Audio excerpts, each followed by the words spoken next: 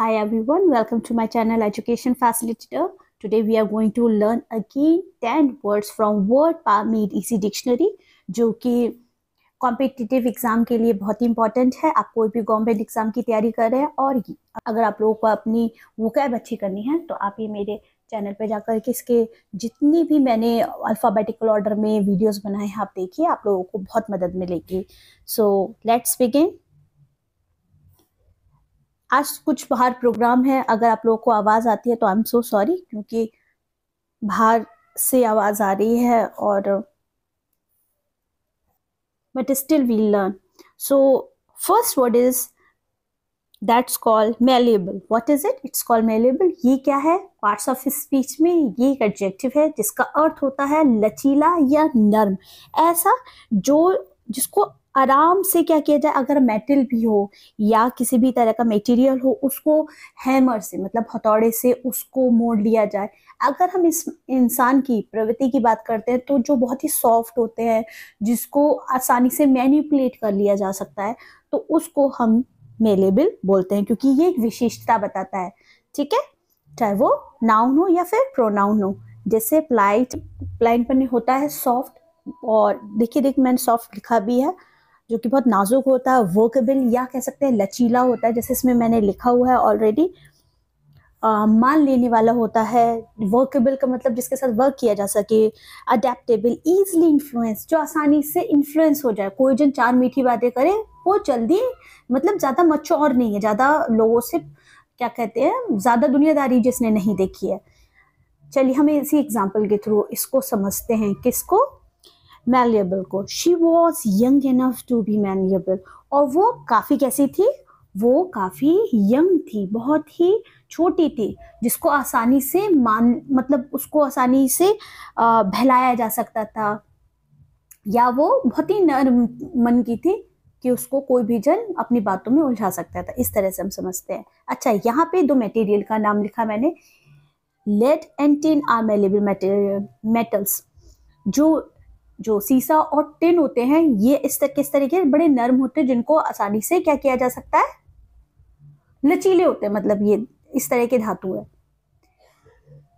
492 that's called manifest. Manifest आजकल तो word बड़ा कॉमन है, लेकिन इसका अर्थ क्या होता है? फर्स्ट ऑफ ऑल ये ध्यान रखिए, ये एडजेक्टिव है जिसका अर्थ होता है जाहिर करने से, स्पष्ट करने से, और इसके साथ साथ प्रकाशित करने से, प्रत्यक्ष रूप से आपको चीज़ें दिखती है, उसके लिए होता है ऑब्वियस, क्लियर, एविडेंट, जो स्पष्ट है, मतलब आपको चीज़ें दिख रही हैं, एक्शंस पे दिख रही है। एक्सप्लिसिट, स्पष्ट, सेम मीनिंग। चलिए हम इस एग्जाम्पल को सीखते हैं।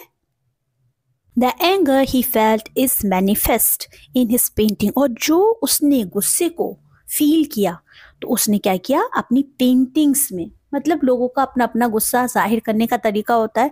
कुछ लोग होते हैं वो एक्सरसाइज बहुत करते हैं, कुछ लोग होते हैं जो खुद को बिल्कुल दूर रखते हैं।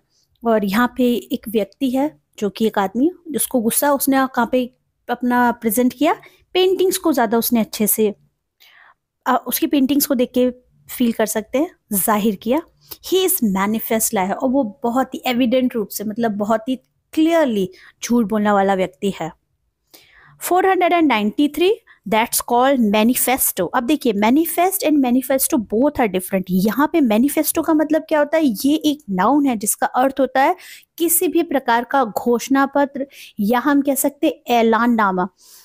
ठीक है, जैसे कोई भी तरह का प्लेटफॉर्म है, वहां से हम कोई भी घोषणा की जा रही है, डिक्लेरेशन, अनाउंसमेंट, पब्लिकेशन, इस तरह के जो ये इसके सिमिलर मीनिंग्स हैं। हम मैनिफेस्टो को कैसे समझेंगे?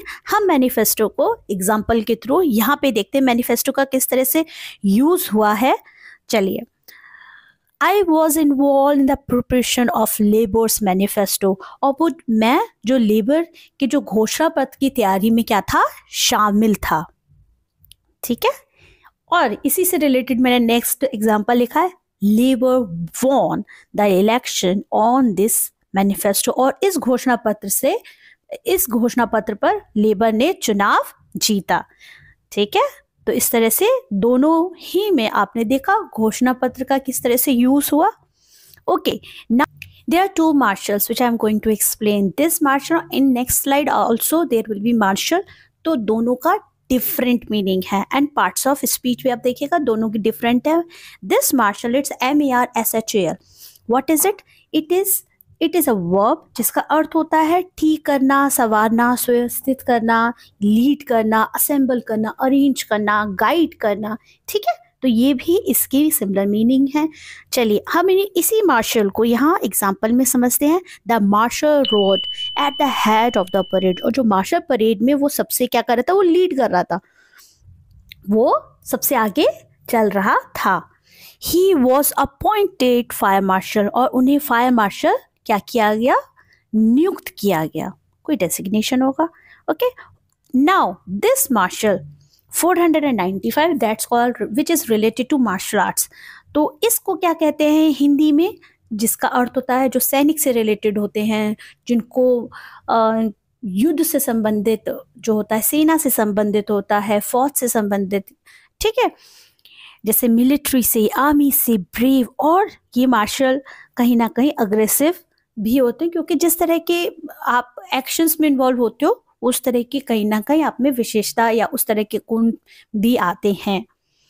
इस मार्शल को हम एग्जाम्पल के थ्रू समझते हैं.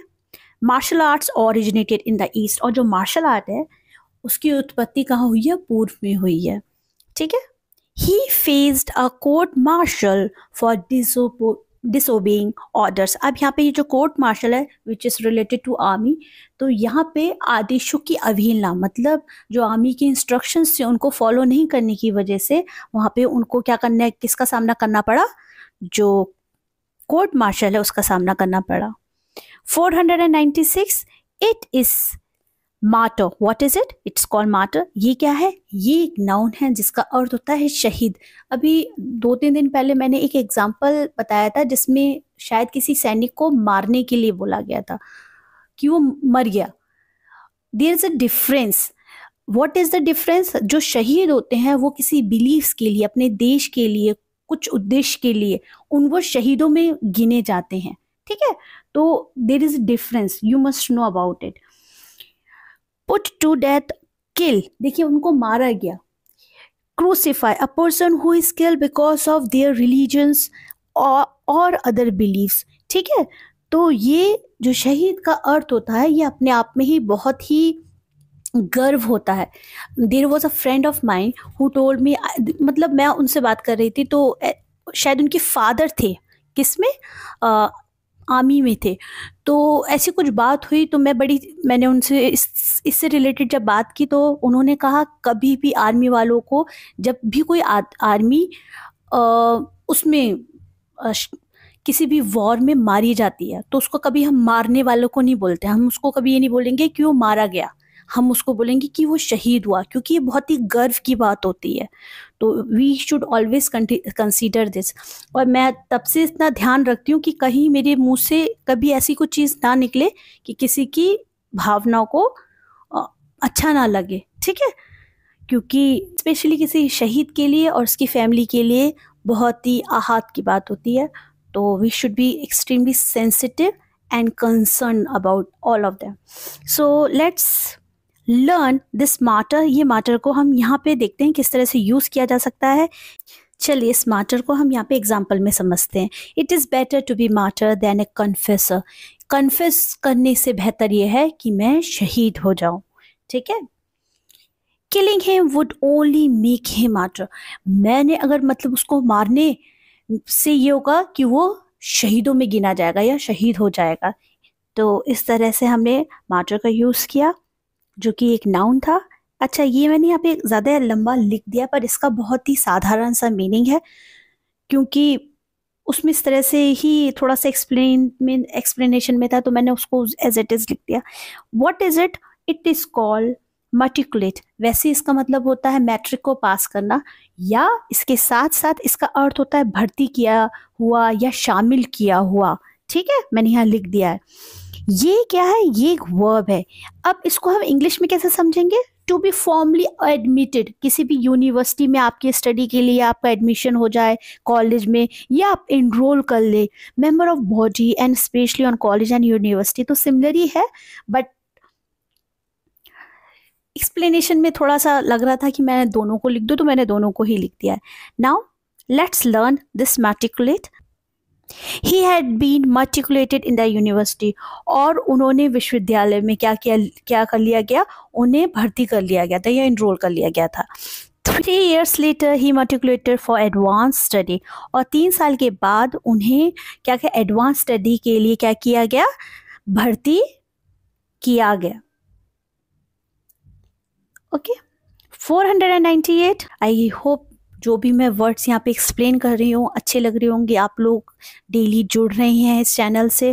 वीडियो को लाइक शेयर सब्सक्राइब ज़रूर कीजिए और टेलीग्राम से भी जुड़िए, जिससे इस चैनल की ग्रोथ में तो मदद मिले. आप लोग वीडियोस देखते हैं, आप लोग सीख रहे हैं, वीडियो को लाइक कीजिएगा, अपने सुझाव ज़रूर दीजिए. Okay 498. It's called modelling. What is it? Modelling. Modelling नहीं, मॉडलिंग, है ना. तो मॉडलिंग क्या होता है? ये मतलब होता है बहुत ही अति भावुक. पहली बात तो ये एक एडजेक्टिव है जिसका अर्थ होता है जो कि व्यक्ति या किसी भी नाउन और प्रोनाउन की विशेषता बताता है. तो ओवर सेंटिमेंट मतलब एक होता है थोड़े से भावुक होता है, बहुत ज़्यादा इमोशनल. क्लोइंग मतलब होता है जो बहुत ही उदास होता है या उबाने वाला हो जाता है, उसको हम बोलेंगे. Jimmy turn Magdalene after 3 drinks. और जहाँ उसको 3 ड्रिंक मिल गई, मतलब उसको, अब मैं ड्रिंक के बारे में क्या बात करूँ, तो वो बहुत ज़्यादा क्या हो गया, बहुत ही इमोशनल या भावुक हो गया. She stopped. और उसने क्या किया, स्टॉप किया. क्या करना स्टॉप किया? भावुक मूवी देखना. ये बात सच है, बिल्कुल भी अननेसेसरली की चीज़ें मत देखिए, दिमाग खराब होता है. Maverick. What is it? It's called Maverick. ये क्या है? ये एक नाउन है जिसका अर्थ होता है आवारा. हम कह सकते हैं मनमौजी या बहुत ही घुमक्कड़ होता है. चलिए इसको हम हिंदी इंग्लिश के और सिमिलर मीनिंग्स जानते हैं. Individualist, free spirit, unorthodox person, original. मतलब ही नहीं है दुनियादारी में, एकदम दुनियादारी से दरकिनार इंसान. He has always been a bit of a maverick. और वो हमेशा से थोड़ा सा ही मनमौजी टाइप का व्यक्ति रहा है. You are a maverick and you will try anything. और तुम क्या हो, आप कैसे हो, आप मनमौजी हो, आप कुछ भी करने की कोशिश करोगे. तो ये है आज का last word. It's called maxim. Maxim मतलब क्या होता है? ये एक नाउन है जिसका अर्थ होता है कोई भी तरह की कहावत या सिद्धांत या नीति वचन होते हैं ना, जो कि अच्छे वचन होते हैं. स्पेशली प्रोवर्ब तो पूरा एक चैप्टर है, मैं पहले भी बता चुकी हूँ इससे रिलेटेड वीडियो में, बाइबल में. इसके और सिमिलर मीनिंग्स क्या होते हैं? Saying, adage, proverb, dictum, epigram, ये सब इसके ही सिमिलर मीनिंग्स है. मतलब जो मोस्ट ऑफ द टाइम कही जाती हैं. हम बहुत सारी कहावतें होती हैं जो हमारे पेरेंट्स बोलते हैं, हमें याद हो जाती हैं, और फिर बड़े होते हैं तो हम तो बुक से खुद पढ़ के सीखते हैं. तो इनको यूज़ किस तरह से करना होता है बहुत ज़्यादा ज़रूरी है. A good maxim is never out of season. और जो सबसे अच्छी कहावत होती है वो कभी भी, मतलब आपने अपने पेरेंट्स से भी सुनी होगी, शायद उनके पेरेंट्स से भी सुनी होगी, आपने मूवीज में भी सुनी होगी, आप खुद भी बोलते होंगे. तो मतलब ऐसा होता है कि कुछ ऐसी कहावतें होती है वो हमेशा वो कभी भी आउट ऑफ सीजन नहीं होती हैं. ये लास्ट एग्जाम्पल है और इसमें मैंने एक मैक्सिम दिया है जिससे हम आसानी से समझ सके. She lived by the maxim. और उसने क्या किया, वो इस कहावत पर कायम रही. वो क्या रही? इस कहावत पे कायम रही. और वो कहावत क्या थी? ध्यान से सुनिए. Do right, risk consequences. सही काम करो, बिल्कुल भी परिणाम के बारे में मत सोचो, जोखिम लेने से मत डरो, पर सही काम करो. जो आई ऑल्सो पर्सनली बिलीव कि काम सही आपका होना चाहिए.